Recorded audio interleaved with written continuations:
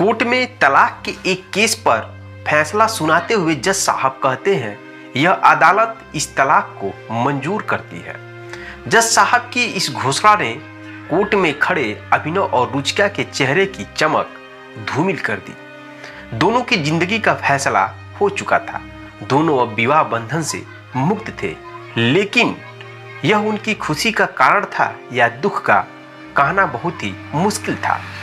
उनके रिश्तेदार और वकील प्रसन्न मुद्रा में विजयी मुस्कान के साथ कोर्ट परिसर से बाहर निकल गए। अभिनव का दिल टूट चुका था। भारी भरकम कदमों के साथ वह कॉफी हाउस के एक चेयर पर जाकर बैठ जाता है। इधर रुचिका स्कूटी पे सवार होकर जाने लगती है, लेकिन उसका चेहरा बहुत ही मायूस था। उसको पढ़ने में अभिनव असफल रहता है। जीवन के ऐसे क्षण बहुत ही विचित्र होते हैं जब हार और जीत को समझना कठिन हो जाता है। दोनों के रिश्तेदार जा चुके थे।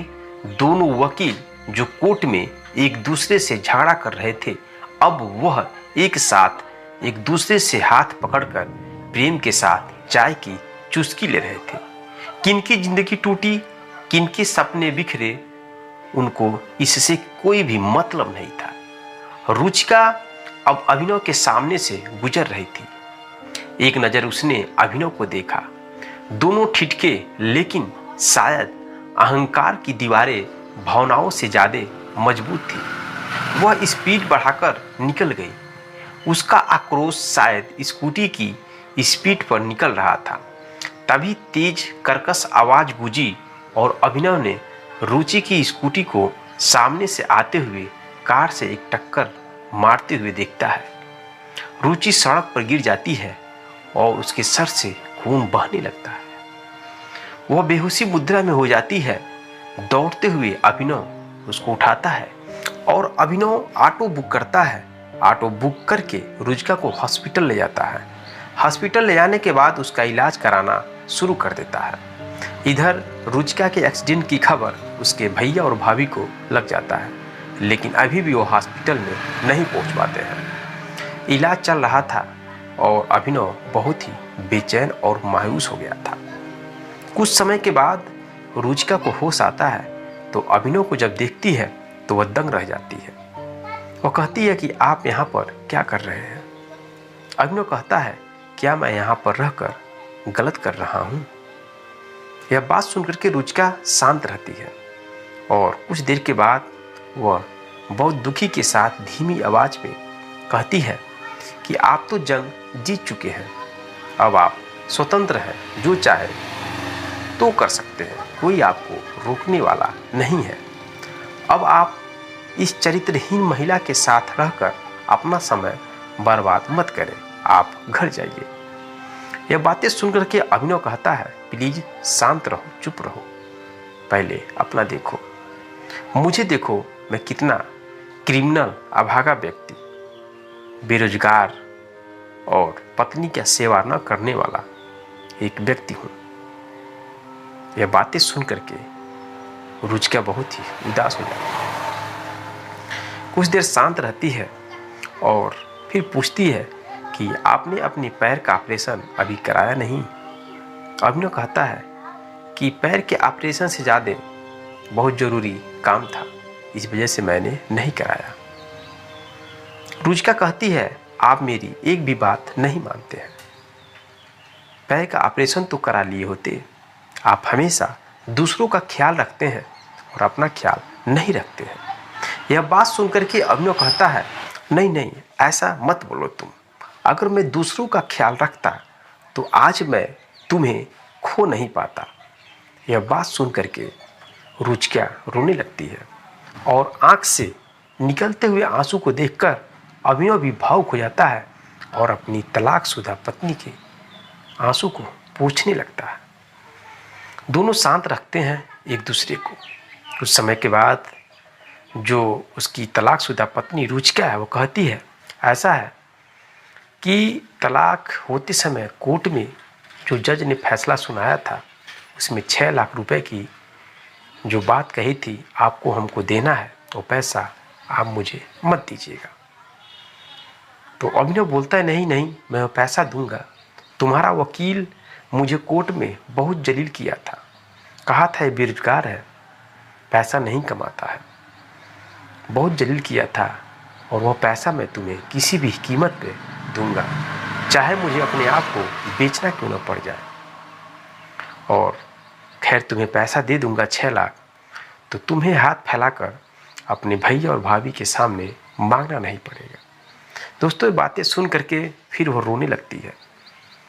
इधर वो रोती है और इधर अभिनव अपनी तलाकशुदा पत्नी के आंख से जो आंसू बह रहे थे उसको पोंछने लगता है। उसी वक्त डॉक्टर आ जाते हैं। अभिनव उनसे रुचिका की हालत जानने के लिए बेकरार था। डॉक्टर मीठी छिड़की देते हुए कहा, मिस्टर, अपनी वाइफ का ख्याल रखिए, बच गई उनकी जान, वरना आज तो वह इस दुनिया से चली जाती। अभिनव को समझ में नहीं आ रहा था कि वह क्या बोले। पिछले 2 साल से दोनों अलग रह रहे थे। तलाक की पहल रुचिका की तरफ से हुई थी। इसमें उसकी भाभी और जीजा की मुख्य भूमिका थी, जिनकी सोच अभिनव से कभी मेल नहीं खाई। सच तो यह था कि अभिनव अपनी पत्नी से प्यार करता था, दिल से चाहता था। तलाक को रोकने के लिए उसने कई बार प्रयास किया, लेकिन बातचीत या संपर्क स्थापित नहीं हो पाया। कोर्ट में भी दोनों बोलने के लिए कोशिश किए, लेकिन भाभी दीवार की तरह हमेशा बीच में खड़ी मिली। डॉक्टर जा चुके थे। रुचिका फिर से बोलने लगी, आप घर जाइए प्लीज, आपकी मम्मी आपका खुशखबरी सुनने के लिए तड़प रही होगी। अभिनव कहता है, तुम्हें इस हालत में छोड़कर मैं कैसे जा सकता हूँ। बहुत दुखी मन से अभिनव बोला। फिर रुचिका बोलती है, अब हमारा रिश्ता ही क्या रह गया है, एक मोहर ने तुम्हें आज़ाद कर दिया, तुम मुझे ही दोषी क्यों दे रही हो, तुमने ही तो तलाक के पेपर कोर्ट में सबसे पहले भेजे थे। अभिनव यह शब्द बोलता है। उसके बाद रुचिका कहती है, चलो छोड़ो, अब सब बदल गया है, अलग रास्ते, नई जिंदगी, इसलिए फॉर्मेलिटी छोड़ो। रुचिका की हंसी के पीछे का दर्द साफ झलक रहा था। अभिनव उदास स्वर में रुचिका से पूछता है, क्या तुम्हें सच में लगता है कि मेरा किसी और के साथ प्रेम प्रसंग था? रुचिका कहती है, नहीं, ऐसी कोई बात नहीं है। तो फिर अभिनव कहता है कि तुम कोर्ट में जज के सामने ऐसी बात क्यों कही? रुचिका कहती है कि इसलिए ताकि आप मुझसे पीछा छुड़ा सके, और आपके घर वाले भी यही चाहते थे कि मैं आपकी ज़िंदगी से अलग हो जाऊं। अभिनव कुछ बोलता तब तक रुचिका के भाई और भाभी दनादन आते हुए यहाँ पे बोलने लगते हैं। रुचिका का भाई बोलता है अभिनव को, मिस्टर, तुम यहाँ पर क्या कर रहे हो? तुम मेरी बहन का जान लेकर ही छोड़ोगे क्या? यह बात सुनकर के अभिनव खून का घूंट पी कर रह गया।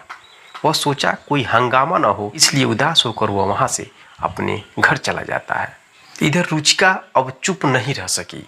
रुचिका कहती है अपने भाई से कि आप लोग यहाँ से चले जाइए, मुझे अकेला छोड़ दीजिए, मुझे जीना है, मुझे जीने दीजिए। इधर जब अभिनव अपने घर पहुँचता है तो उसे एक झटका और लगता है। उसके ड्राइंग रूम में बहन और बहनोई वगैरह सब जीत का जश्न मना रहे थे। टेबल पर मिठाइयाँ सजी थी। मानव मन की ऐसी विचित्रता पर उसे कोफ्त होने लगा। क्या इंसान इतना संवेदनशील हो सकता है? दुखी मन से अभिनव अपनी जीत और हार को समझने में लगा था। रात के 9 बज रहे थे। बिस्तर पर पड़ा अभिनव करवटें बदल रहा था। उसे आज जीवन का कड़वा सच महसूस हो रहा था कि रिश्ते की अहमियत तभी समझ में आती है जब सब कुछ ध्वस्त हो जाता है। रुचिका 2 साल पहले उसे छोड़कर जा चुकी थी, पर एक उम्मीद थी कि वापस वो जरूर आएगी।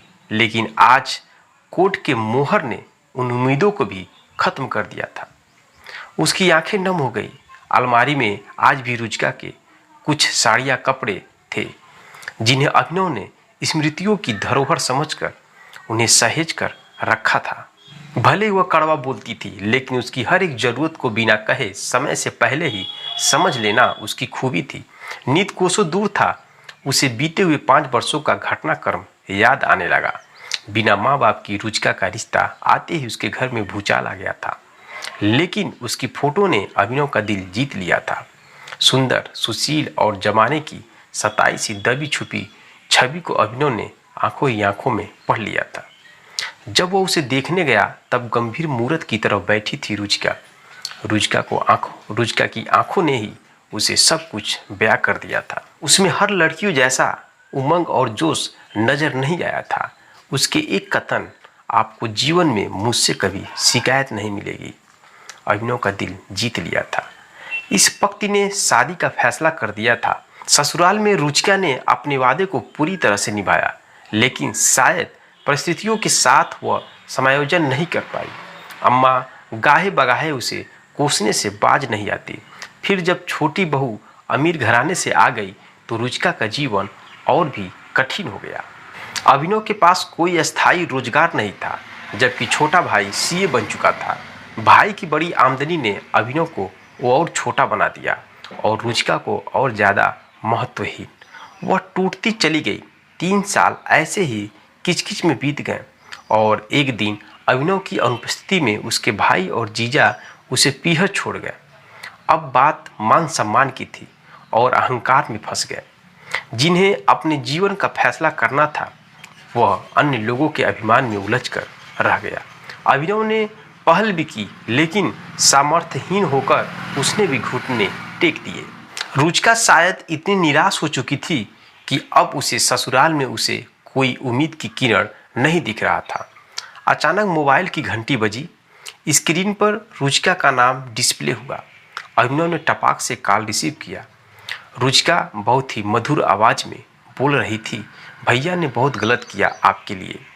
उनकी तरफ से मैं आपसे माफ़ी मांग रही हूँ। अभिनव बोलता है, छोड़ो ना, बताओ तुम्हारी तबीयत कैसी है और कौन है तुम्हारे पास हॉस्पिटल में। रुचिका बोलती है, कोई नहीं है, मैं अकेली हूँ। अभिनव बोलता है, पागल हो, रात में तबीयत बिगड़ गई तो क्या होगा, कौन क्या कुछ करेगा। अभिनव कहता है कि रुको, मैं तुम्हारे पास आता हूँ, लंच लेकर। तुम खाना खाई हो कि नहीं खाई हो। वो कहती नहीं, मैं खाना तो अभी नहीं खाई हूँ। अभिनव कहता है, मैं लंच लेकर आता हूँ तुम्हारे पास। रुचिका मना करती है, लेकिन मना करने के बाद भी अभिनव अपनी गाड़ी उठाता है और जो भी लंच होता है उसको लेकर उस रुचिका के पास पहुंच जाता है। जैसे ही अभिनव हॉस्पिटल में पहुंचता है वैसे ही जो रुचिका का चेहरा है वह चमक जाता है, खिल जाता है। अभिनव पहुंचता है और कहता है, लो या खाना खाओ, कैसी है तबीयत तुम्हारी। रुचिका बोलती है, मैं ठीक हूँ, आप कैसे हो, दवा लेते हो कि नहीं लेते हो। तो अभिनव बोलता है कि घबराओ मत, मैं दवा लेता हूँ, सब कुछ ठीक है, अपना तुम ख्याल रखो। अभिनव कहता है कि मैं पैसा भी 4 लाख जमा कर लिया हूँ, वह तुम ले लेना। रुचिका उसे निहार रही थी। भारतीय पति और पत्नी का संबंध सदैव औपचारिक किस्म का होता है। जरूरत के समय यह ज़्यादा प्रगट साबित होता है। रुचिका हाथ धोना चाहती थी और अभिनव ने उसे सहारा देकर उठाया और बाथरूम की तरफ ले जाने लगा। कुछ देर के बाद दोनों खाना खाने लगे। मनपसंद सब्जियां देखकर रुचिका पूछ बैठी, आपको अब भी याद है मुझे क्या पसंद है? क्यों, तुम्हें क्या लगता है कि मैं तुम्हें भूल सकता हूँ? अभिनव ने बहुत ही भावपूर्ण तर्क में कहते हुए कहा। बिना कुछ देर तक मौन रही, फिर दोनों खाना खाने लगते हैं। खाना खाने के बाद अभिनव पूछता है रुचिका से, रुचिका एक बात है, क्या मैं तुमसे पूछ सकता हूँ? रुचिका बोलती है, बेहिचक पूछिए। दोस्तों, अभिनव कहता है कि मैं आज भी तुमसे बहुत अधिक प्रेम करता हूँ और मैं चाहता हूँ कि तुम मेरे साथ चलो और साथ में मिलकर फिर से नई जिंदगी की शुरुआत करेंगे और किसी भी तरह का लड़ाई झगड़ा नहीं होगा आपस में। यह बात सुन करके रुचिका अंदर ही अंदर बहुत खुश हो रही थी और बिना बोले ही क्या करती है, अभिनव को अपने सीने से लगा लेती है और लिपट कर एक दूसरे को बाहों में जकड़ लेते हैं, प्यार करने लगते हैं। इस तरह दोस्तों दोनों एक दूसरे की गलतियां को माफ़ करके और दोनों फिर से एक नई ज़िंदगी की शुरुआत कर देते हैं। तो मेरे दोस्तों, इस कहानी से सीख आपको लेना चाहिए कि शादीशुदा ज़िंदगी जीना बहुत आसान नहीं है। शादीशुदा ज़िंदगी में बहुत ही कठिनाइयाँ आती हैं। हर एक बात पे लड़ाई झगड़ा करना, बात बात में भड़क जाना, इन सब चीज़ों की इस शादी ब्याह में अहमियत बहुत अधिक होती है। इसलिए आपको सहना चाहिए, धैर्य रखना चाहिए, विश्वास बनाना चाहिए, प्यार बना कर रखना चाहिए। अगर ये सब चीज़ें नहीं पाएंगी तो आपके परिवार एक दिन टूट जाएगा, बिखर जाएगा। मेरे दोस्तों, तलाक लेने से पहले आप 1000 बार सोचें कि तलाक लेने के बाद क्या आपकी ज़िंदगी इससे बेटर हो सकती है या नहीं हो सकती है। आपके अंदर से जो भी फैसला आएगा उस फैसले के अनुसार आप काम करिएगा। तो दोस्तों, कहानी कैसी लगी? अगर अच्छी लगी चैनल को सब्सक्राइब, वीडियो को लाइक करें। मिलते हैं नेक्स्ट वीडियो में नेक्स्ट कहानी के साथ। तब तक के लिए जय हिंद, जय भारत।